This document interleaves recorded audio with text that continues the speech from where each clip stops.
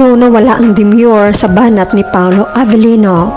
Wala na, may winner na talaga sa mata at puso ng aktor. Kulot at maigsi ang buhok ni Kim pero naging si Rapunzel sa haba ng hair. Naglulupasay na sa kilig ang buong Kim Paulandia sa behind the scene na nilabas ni MJ Felipe. Wala na talagang makakaahon sa Kim Pao family, tila lubog na ama ito sa daming ganap ng kanilang iniidolo.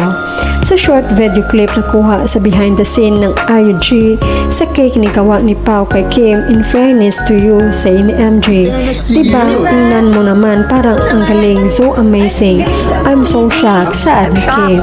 What can you say sa gawa niya, as ni MJ kay Pao? Maganda, may future ako, tanong ni Kim. Parang ikaw, sagot ng aktor sabay tingin sa aktres na napatili na lang. Komento naman ni MJ, bahala kayo dyan, maghukay na kayo. Diba sabi ko naman sa'yo, wala nang makakaahon sa pamilyang ito, sabay-sabay tayong lulubog at magtatantrums sa plaza. Nawala pagka-demure sa tawa Akemi. Kim Chiu, nasa behind the scene po talaga ang tunay na kilig. Pwede bang behind the scene na lang po lahat ang ilabas? Hay nako, buti na lang pa-out na sa work pa kasi sipain ako ng boss ko sa kakapindot ng paulit-ulit. Himlay na malala naman to. Kakanood niluto ko, sunog na. Hoy Sir MJ, ito na ba yung pambayad utang? Grabe siya, di na kami makabangon. Hoy Sir MJ, salamat sa buhay mo. Hindi lang si Kemi pagkinilig, pati kami. Kanya-kanyang hukay na to. Yung pagbungad ko sa video, seryoso, pagkasabi ni Pao na parang ikaw, Diyos ko, mas malakas patawa at kilig ko kay Kim. Short hair pa yan siya, pero parang si Rapunzel sa haba ng hair. Ang ganda naman talaga. It's always the behind the scene when they really reveal the way they are to each other. Thanks MJ, lantad na sa simpleng salita. Kuwang-kuha lagi ni Michael Paulo ang kilig ni Kimberlino. Kahit minsan ibabanat niya ang corny naman talaga, pero sige Paulo, ikaw yan eh. Lahat tama sa'yo, walang mali.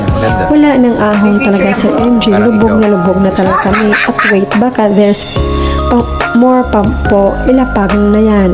May nagtatantrums na po Sir MJ Felipe, mga bashers ng Kim Pao. Wala pang effort si Paolo Avellino at si Kim Chiu sa tanong ni Sir MJ. Iba ang behind the scene, natural.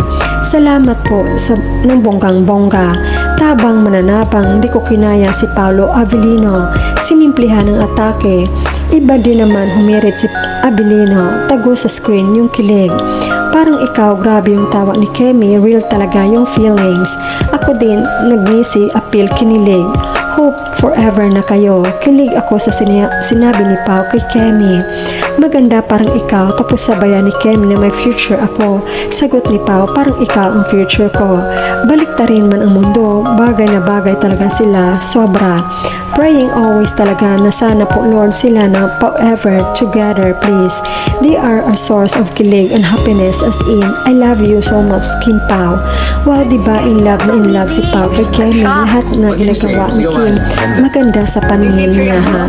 Good job Pao, God bless.